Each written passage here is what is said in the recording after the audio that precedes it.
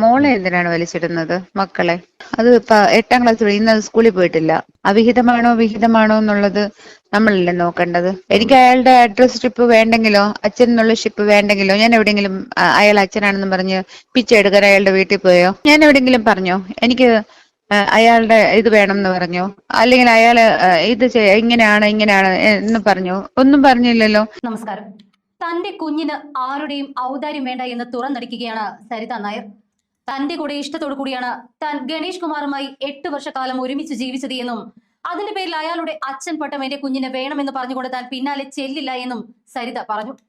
ഉഭയകക്ഷി സമ്മതപ്രകാരം ലൈംഗിക ബന്ധത്തിൽ ഏർപ്പെട്ടതിനു ശേഷം പിന്നീട് ബലാത്സംഗ പരാതി നൽകുന്ന ചില അതിജീവിതമാർക്കുള്ള കൊട്ടുകൂടിയാണ് സരിതയുടെ വാക്കുകൾ. ഗണേശനുമായുള്ള ബന്ധം ഹിതമായാലും അവിഹിതമായാലും അതിൽ താൻ കൂടെ പങ്കാളിയാണ് എന്നും അയാളെ മാത്രമായി കുറ്റപ്പെടുത്താൻ തയ്യാറല്ല എന്നും സരിത നായർ പറഞ്ഞു. എന്നാൽ ഈ കഴിഞ്ഞ ദിവസങ്ങളിൽ പുറത്തു വന്ന വാർത്തകൾ ഗണേശന്റെ പ്രതിച്ഛായയെ പൊളിച്ചു കളയുന്നതായിരുന്നു. ഉമ്മൻചാണ്ടിക്കെതിരെ ഗണേശൻ നടത്തിയ തരംതാണ പ്രസ്താവനകളും ചാണ്ടിയുമ്മന്റെ മറുപടിയുമെല്ലാം തന്നെ ഏറെ ചർച്ചകൾക്ക് വഴിവെച്ചു. ഗണേഷ് കുമാർ ഇപ്പോഴും ഉമ്മൻചാണ്ടിയെ വേട്ടയാടുകയാണ് എന്ന് തിരുവഞ്ചൂർ രാധാകൃഷ്ണനും കുറ്റപ്പെടുത്തി.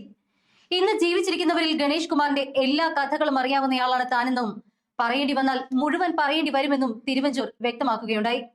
ഉമ്മൻചാണ്ടിയെ വീണ്ടും വലിച്ചിഴക്കാൻ ബുദ്ധിമുട്ടുള്ളത് കൊണ്ടാണ് ഗണേഷ് കുമാറിന് മറുപടി പറയാത്തത് എന്നും തിരുവഞ്ചൂർ ചൂണ്ടിക്കാട്ടി. ഇതിനിടയിലാണ് ഗണേഷ് കുമാറിന്റെ മുൻ പേഴ്സണൽ സ്റ്റാഫ് അംഗം സുധീർ മലയിൽ കൊട്ടാരക്കര 1ാം ക്ലാസ് ജുഡീഷ്യൽ മജിസ്ട്രേറ്റ് കോടതിയിൽ നൽകിയ രഹസ്യമൊഴി കൂടെ പുറത്തു വരുന്നത്. മുൻ മുഖ്യമന്ത്രി ഉമ്മൻചാണ്ടിയെ സോളാർ പീഡന കേസിൽ കൊടുക്കാൻ മന്ത്രിയായിരുന്ന കെ പി ഗണേഷ് കുമാർ ഗൂഢാലോചന നടത്തിയെന്ന വെളിപ്പെടുത്തൽ കേരള രാഷ്ട്രീയത്തിൽ വൻ വിവാദങ്ങൾക്ക് തന്നെ തിരികൊളുത്തി. ഉമ്മൻചാണ്ടിയെ പാഠം പഠിപ്പിക്കുമെന്നും അദ്ദേഹത്തെയും മറ്റ് UDF നേതാക്കളെയും പീഡന കേസിൽ കൊടുക്കുമെന്നും ഗണേഷ് കുമാർ തന്നോട് പലവട്ടം പറഞ്ഞിരുന്നു എന്നാണ് സുധീറിന്റെ മൊഴി. ഗണേഷ് കുമാർ മന്ത്രിയായിരുന്ന കാലയളവിൽ പേഴ്സണൽ സ്റ്റാഫിലുണ്ടായിരുന്ന വ്യക്തിയാണ് സുധീർ മലയിൽ. സോളാർ പീഡന കേസിലെ പരാതിക്കാരിയുമായി ഗണേഷ് കുമാറിന് അടുത്ത ബന്ധമുണ്ടായിരുന്നുവെന്നും മന്ത്രിയുടെ ഔദ്യോഗിക വസതിയിലും ഓഫീസുകളിലും അവർ സ്ഥിരം സന്ദർശിക്കുകയായിരുന്നുവെന്നും മൊഴിയിലുണ്ട്. ഇപ്പോൾ കോൺഗ്രസ് പത്തനാപുരം ബ്ലോക്ക് പ്രസിഡന്റാണ് സുധീർ.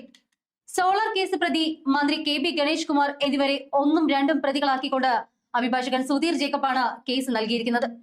എന്തായാലും വിഷയം വീണ്ടും സജീവ ചർച്ചയാകുന്നതോടെ സരിത നായരും കോടതിക്ക് മുന്നിൽ എത്തിയേക്കും. അതോടെ പല രഹസ്യങ്ങളും ഇനിയും സരിതയുടെ നാവിൽ നിന്നും പുറം ലോകമറിയും. ഈ സഭയെ കിടന്ന് അലയ്ക്കുന്ന നേരം മതിയല്ലോ ഒരു പെറ്റീഷൻ DGPക്ക് കൊടുക്കാൻ. അതെന്താ കൊടുക്കാത്തെ? എന്റെ മോള് അച്ചൂമിന് പിന്നെ സൈബർ അറ്റാക്ക് വന്നത് സൈബർ അറ്റാക്ക് ആണല്ലോ. പിന്നെ മറ്റുള്ള പെണ്ണുങ്ങൾക്കൊന്നും സൈബർ അറ്റാക്ക് വന്നത് സൈബർ അറ്റാക്ക് അല്ലല്ലോ. എന്നെ അറ്റാക്ക് ചെയ്തോ? എനിക്കൊരു കുഴപ്പമില്ല. ഞാൻ അച്ഛന്റെ കൂട്ട് കരയാനും പോകുന്നില്ല, ഒന്നും പോകുന്നില്ല. മോളെ എന്തിനാണ് വലിച്ചിടുന്നത് മക്കളെ? അത് ഇപ്പൊ 8ാം ക്ലാസ് ഇന്ന് സ്കൂളിൽ പോയിട്ടില്ല.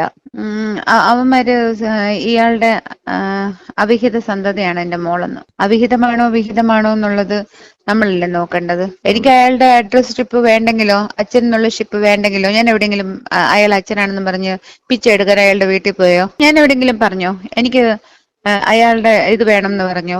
അല്ലെങ്കിൽ അയാള് ഇങ്ങനെയാണ് എന്ന് പറഞ്ഞോ? ഒന്നും പറഞ്ഞില്ലല്ലോ. അല്ലെ, ഒരു തരത്തിലും അറ്റാക്ക് ചെയ്യാൻ പോയില്ലല്ലോ, മിണ്ടാൻ പോയിട്ടില്ല. പിന്നെ എന്തിനാണ്?